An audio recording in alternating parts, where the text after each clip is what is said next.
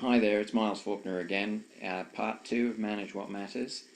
If you recall, we went through some slides in the first video and we talked about the synthesis six-step process. When we start out on this journey of virtual management, best practices virtual management, what we want to be doing is gathering all of the issues, the projects, the opportunities, the item types, all the stuff that needs to be managed. And we talked about the use of JIRA as an application that can support that. And I'm going to take you for a test drive of that in just a moment. The point that I wanted to raise before we get into that is just that there are a lot of different things that need to be managed in organizations from a control list perspective. Defects, issues, milestones, ideas, risks, deliverables, meetings. There's lots of different things, whether you're business as usual, whether you're in IT, wherever you are, you'll find spreadsheets floating around that essentially track a lot of the work that actually is happening. Synthesis, again, is a best practices perspective on these item types and how they should be constructed and managed. You're going to have your own methodology, framework, and gates, and it's really a matter of deciding kind of what combination of these two things you want to adopt. The point that I want to raise about, for example, issue management is that historically we would see a lot of issues and control lists built in Excel. And here's an example of a complex bank situation. It's an SLA, Service Level Agreement Issue Log. And I just want to take you through, this example, because it's very common, and talk about the reasons why this is not the best way to go about things. Here you've got the item number, you've got its source, so it's cross-referencing where it came from, the name of the section, and what the issue is, and further documents a journey, as you can see, that goes all the way along here, where for me, I needed to get something going in terms of a specific action plan. And I've got, and really it's just the use of Excel to tackle something that's relatively complex. And the thing is, you might have dozens of these issues going forward and lots of complexity in what you're doing. There could be 50 or 100 of these, and it becomes a matter of prioritizing your time and trying to figure everything out. Now if I go to JIRA, which is the Atlassian software that we've spoken about before, here's what I would be seeing in terms of an example dashboard. And a dashboard is made up of these things that are called gadgets, which are summaries, and those summaries are built from filters, and essentially that's what the way that you can organize your information. So if we just want to create an item, and you'll see that we've called it item, not issue, because issues, well, they're issues. Quite frankly, what we're doing here is managing a lot of different things. And you can see that in this instance of JIRA, we've set up a lot of different item types that are of potential interest to us in terms of management and driving the business and projects forward.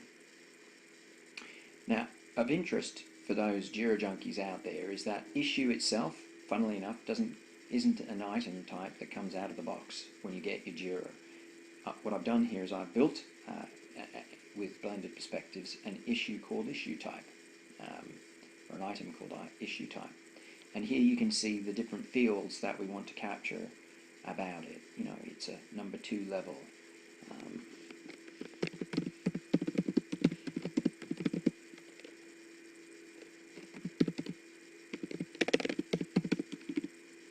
I'm just typing in now this particular issue. It's important. You can see that I'm the reporter. I could add components. I could add files. I can say if there's a due by date, although typically issues unless sometimes we'll have due by dates. I can actually assign it to somebody else if I want to, so that they automatically get an email letting them know. And there's the issue resolution. Okay, so let's just create this issue here, and then take a quick look at what we get. So unlike an Excel spreadsheet record, what we have here are more structured fields and the ability to do much more with the record. Just a quick thing to see, which is of interest, is the workflow.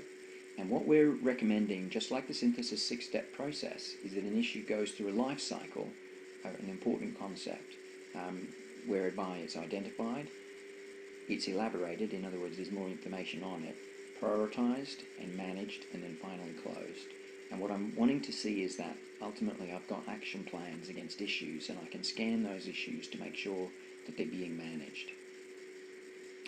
The other thing that's really important here is that rather than lots of Excel cells, lots of new information, I can create a subtask against this issue.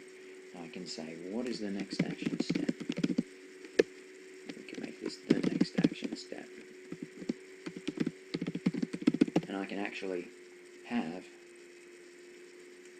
this as a subtask, and I can see all the subtasks that are related to the issue.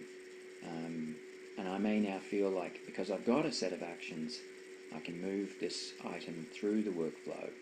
And let's say that's been prioritized. And what I want to do is demonstrate now that it's been managed. So you can see here that it's now managed. So that gives you a flavor of these. And essentially what I can then do is I can start to build filters that show the setup of all of these issues, and I can have status, percent complete in different columns, just like the Excel spreadsheet, only it's a much more structured approach to what I'm doing. And then ultimately I can create a gadget that summarizes these issues. In terms of my ability to use Excel, if I want to, I can in fact simply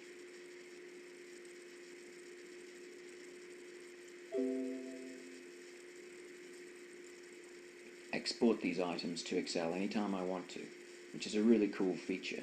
But it means that Excel is now just a means for publication and not a source vehicle for the product. So I hope you found that useful, and looking forward to talking to you again on other topics.